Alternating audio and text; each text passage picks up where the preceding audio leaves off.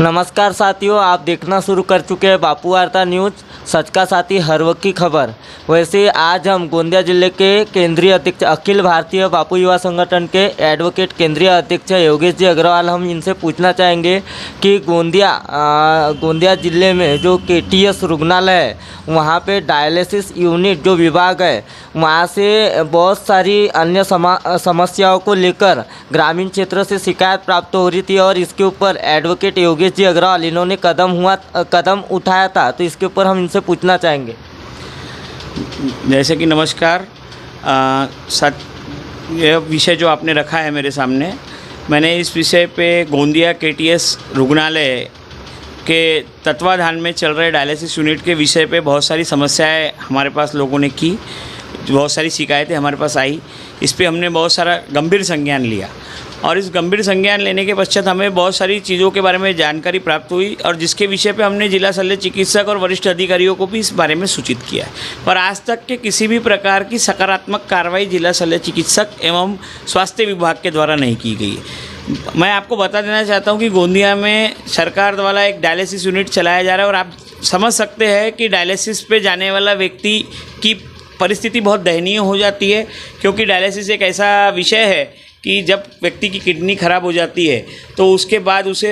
जीवित रखने के लिए उसका क्रेटेनाइन और यूरिया कम करने के लिए डायलिसिस करना अति आवश्यक होता है और यह प्रक्रिया एक बार में समाप्त नहीं होती, लगातार उसको समय समय पर बार बार डायलिसिस करते रहना पड़ता है। जब तक कि उसको वह जीवित रहता है तब तक कि वो डायलिसिस पे रहता है। पहले उसका डायलिसिस बहुत लंबे पीरियड में होता है, एक महीने डेढ़ महीने में, फिर धीरे धीरे वह समय अवधि घटते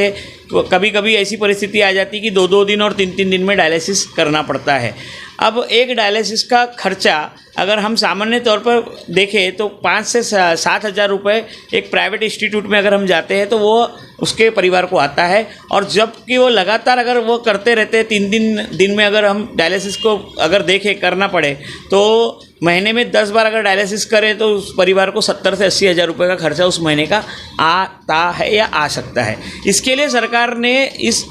के अंतर्गत गरीबों के लिए एक डायलिसिस यूनिट की हर ज़िले में स्थापना की है, ताकि गरीबों को इस समस्याओं से जूझने से बचाने के लिए डायलिसिस यूनिट स्थापित किया गया। पर गोंदिया में यह डायलिसिस यूनिट जिस प्रकार कार्यरत होना चाहिए उस प्रकार कार्यरत नहीं और एक भोगड़ कार्यभार भी इस डायलिसिस यूनिट में चल रहा है, वो भी आज मैं आपके सामने यहाँ रखने वाला हूँ।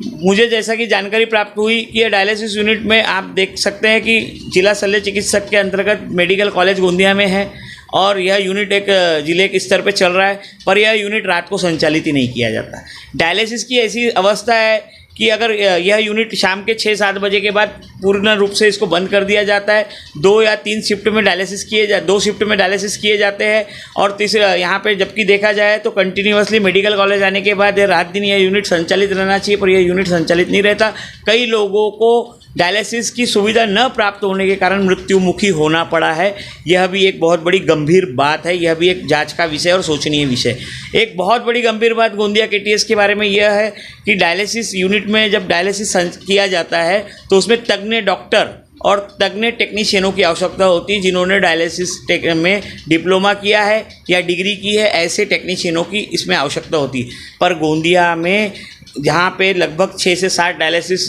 टेक्नीशियन के रूप में टेक्नीशियन काम कर रहे हैं, पर 6 से 7 में से जो योग्य पढ़ाई की आवश्यकता है वो मुझे जिस प्रकार की जानकारी प्राप्त हुई वो मात्र गिनती के 1 या 2 लोगों के पास में योग्य पढ़ाई है। बाकी के पूरे टेक्नीशियन अयोग्य है, जो अपात्र है वह लोग वहाँ पे डायलिसिस टेक्नीशियन के रूप में काम कर रहे हैं। यह एक बहुत बड़ी गंभीर बात है कि जो व्यक्ति तज्ञ नहीं है, जिसे उस चीज़ का ज्ञान नहीं है, उसके हाथ में लोगों की जनता की जान दे देना ये कहाँ तक के उचित है। यह एक सोचनीय और जांच का विषय है कि कहीं हम उन्हें मृत्युमुख के तरफ भेज तो नहीं रहे,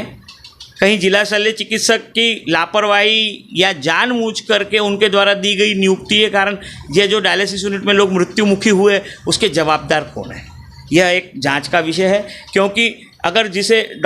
डॉक्टर नहीं है और उसे हम जांच करने के लिए अगर उसको अधिकृत कर देते हैं तो वह लोगों को मारेगा और यह चीज़ यहाँ पे हो रही है और सार्थकता से हो रही है। इसे एक जांच करनी ज़रूरी है। इसके विषय पे हमने कई बार वहाँ पे शिकायत की, कई बार उनको जानकारियाँ प्रदान की, बड़े बड़े अधिकारियों को बताया, पर उन्हें क्या इंटरेस्ट है या क्या विषय है कि जिस प्रकार के अल्पज्ञ लोगों को जो जैसे कि वो लैब टेक्नीशियन लोग, मुझे जो जानकारी प्राप्त हुई है बाहरी स्रोतों के माध्यम से, कि लैब टेक्नीशियनों को जिन्हें लैब का काम देना चाहिए उन्हें डायलिसिस टेक्नीशियन बना के वहाँ बैठाला गया है और वे लोग ऐसे डायलिसिस का जांच करने का काम कर रहे हैं और वहाँ टेक्नीशियन के रूप में पेशेंटों को देख रहे हैं। हो सकता है वहाँ का जो मृत्यु दर है वो कहीं इन टेक्नीशियनों की गलती के कारण तो नहीं बढ़ रहा है, या ये सही में एक गलती है या सोची समझी साजिश है। यह भी एक सोचनीय विषय है कि भाई आपको जब जानकारी है कि वो लोग अल्पज्ञ है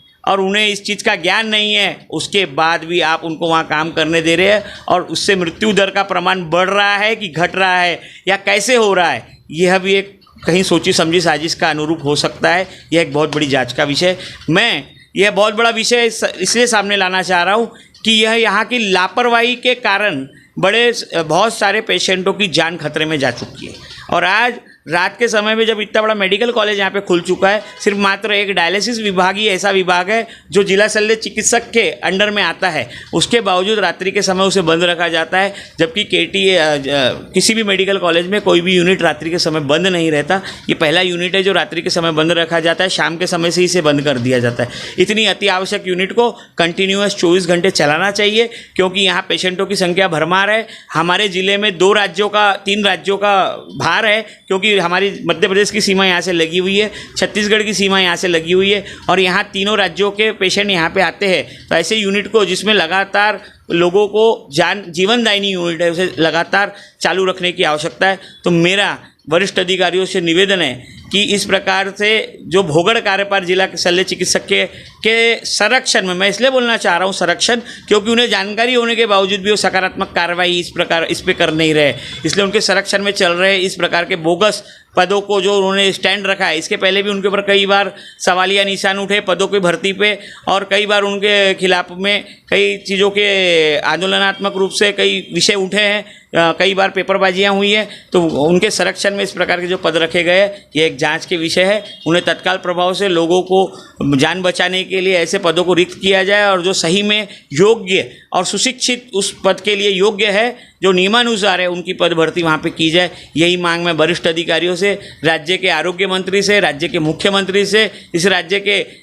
आरोग्य के आयुक्त से, संचालक से करना चाहता हूँ। बस यही चीज़ मैं आपके चैनल के माध्यम से यहाँ रखना चाहता हूँ।